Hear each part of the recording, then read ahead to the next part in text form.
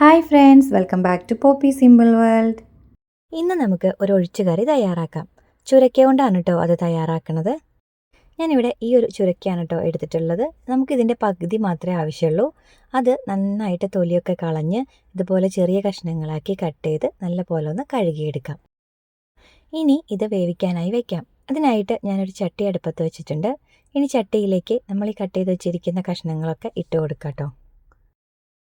ഇനി അതിലേക്ക് വേവുന്നതിനാവശ്യമായ വെള്ളവും അതുപോലെ ഒരല്പം ഉപ്പും മഞ്ഞൾപ്പൊടിയും കൂടി ചേർത്ത് നല്ല പോലെ ഒന്ന് മിക്സ് ചെയ്ത് കൊടുക്കാം. എന്നിട്ട് ഇത് ഹൈ ഫ്ലെയിമിൽ വെക്കാം കേട്ടോ. ഇതുപോലെ ഒന്ന് തിളച്ച് വരുമ്പോഴേക്കും നമുക്കിതൊന്ന് അടച്ചു വെച്ച് വേവിച്ചെടുക്കാം.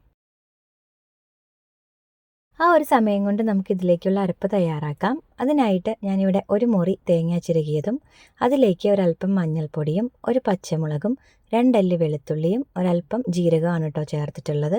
ഇനി ഇത് നല്ല പോലെ ഒന്ന് അരച്ചെടുക്കാം.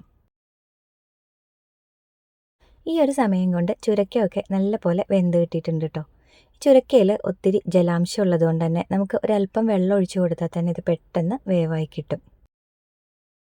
ഇനി നമുക്കിതിലേക്ക് പരിപ്പ് ചേർത്ത് കൊടുക്കാം.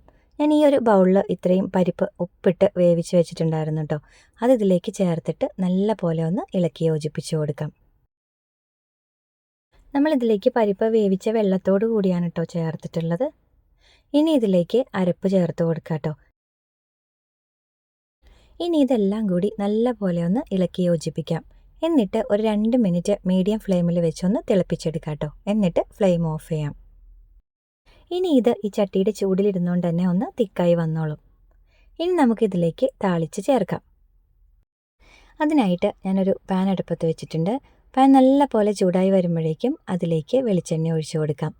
ഇനി അതിലേക്ക് കടുകും ഉലുവയും കൂടി ഇട്ട് കൊടുക്കാം. ഇതൊന്ന് നല്ല പോലെ മൂത്ത് വരുമ്പോഴേക്കും അതിലേക്ക് ചെറിയുള്ളിയും വേപ്പിലയും വറ്റൽമുളകും കൂടി ഇട്ട് കൊടുക്കാം. ഇനി ഇതിലേക്ക് അല്പം മുളക് പൊടി കൂടി ചേർത്ത് കൊടുക്കാം കേട്ടോ. എന്നിട്ട് ഇത് നമുക്ക് കറിയിലേക്ക് ഒഴിച്ചു കൊടുക്കാം. ഇനി ഇത് ചെറുതായി ഒന്ന് മിക്സ് ചെയ്ത് കൊടുക്കാം. അപ്പോഴേക്കും ചുരക്കയും പരിപ്പും കറി തയ്യാറായിട്ടുണ്ട്. ഇതെല്ലാവർക്കും ഇഷ്ടപ്പെട്ടിട്ടുണ്ടെങ്കിൽ ഒന്ന് തയ്യാറാക്കി നോക്കണേ. ഇത് ചോറിൻ്റെ കൂടെയും അതുപോലെ ചപ്പാത്തിയുടെ കൂടെയൊക്കെ കഴിക്കാൻ വേണ്ടി നല്ല ടേസ്റ്റാണ് കേട്ടോ. അപ്പോൾ ഇന്നത്തെ വീഡിയോ ഇഷ്ടമായാൽ ലൈക്ക് ചെയ്യുക, കമൻറ്റ് ചെയ്യുക, സപ്പോർട്ട് ചെയ്യുക. Thanks for watching.